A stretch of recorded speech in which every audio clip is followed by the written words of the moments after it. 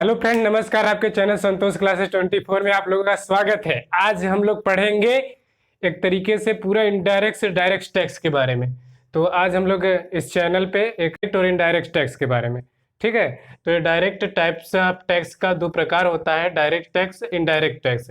Direct tax को हम बोलते हैं प्रत्यक्ष कर, हिंदी वाले प्रत्यक्ष कर, ठीक है। और इनडायरेक्ट टैक्स होता है अप्रत्यक्ष कर, या इसे परोक्ष कर भी बोलते हैं, ठीक है। तो ये आप जानिए कि दो प्रकार का टैक्स होता है, ये सिंपल सी बात है। अब हम देखें कि डायरेक्ट टैक्स क्या होता है, प्रत्यक्ष कर क्या होता है। तो प्रत्यक्ष कर वह कर होता है जिस व्यक्ति पर लगाया जाता है उसको ही वहन करना पड़ता है। यानी कि जैसे मान लेते हैं कोई व्यक्ति ए है, ठीक है, तो इस पे 500 रुपए का टैक्स लगाया गया, 500 रुपए का टैक्स लगाया गया, तो 500 रुपए इसे वहन देना पड़ेगा सरकार को, गवर्नमेंट को। वो भी गवर्नमेंट हो सकती है, स्टेट गवर्नमेंट हो सकती है या सेंट्रल गवर्नमेंट, ठीक है। तो ये व्यक्ति को सीधे सीधे तरीके से दिया जाएगा। जबकि इनडायरेक्ट टैक्स में जो होता है, इनडायरेक्ट टैक्स में जैसे कि हम लोग कपड़ा खरीदते हैं, जैसे मार्कर खरीदे हैं, टोपी खरीदते हैं, तो ये जो वस्तुएं हैं इनडायरेक्ट टैक्स लगती है। जबकि देना पड़ता है, हर व्यक्ति को इनडायरेक्ट से ज़्यादातर देना पड़ता है, पर लोगों को यह मालूम नहीं चलता कि हम लोग टैक्स दे रहे हैं।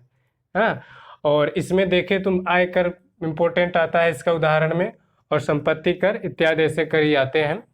और इंग्लिश में देखें तो ये डायरेक्ट टैक्स होता है। तो direct tax is tax that tax the person who imposed bear of the burden. इसका मेन पॉइंट यहाँ है कि direct tax can not be avoided on any other person. तो आप डायरेक्ट टैक्स को अवॉइड नहीं कर सकते, कैन एनी अदर पर्सन।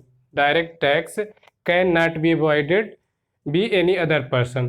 तो जिस पर्सन पर डायरेक्ट टैक्स इम्पोज किया जाता है उसी पर्सन को डायरेक्ट टैक्स वहन करना पड़ता है, अदा करना पड़ता है, ठीक है। तो ये डायरेक्ट टैक्स की मूल बात है।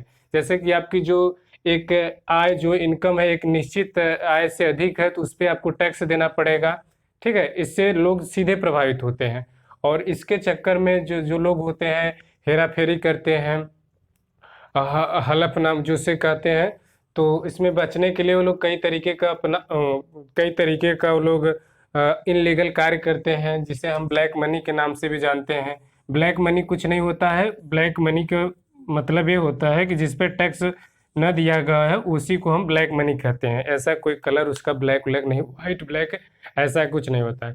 अगर हम टैक्स दे रहे हैं तो उसे वाइट मनी कहते हैं, अगर टैक्स नहीं दे रहे हैं तो ब्लैक मनी के कैटेगरी में एक तरीके से टेक्निकल भाषा में आ जाता है।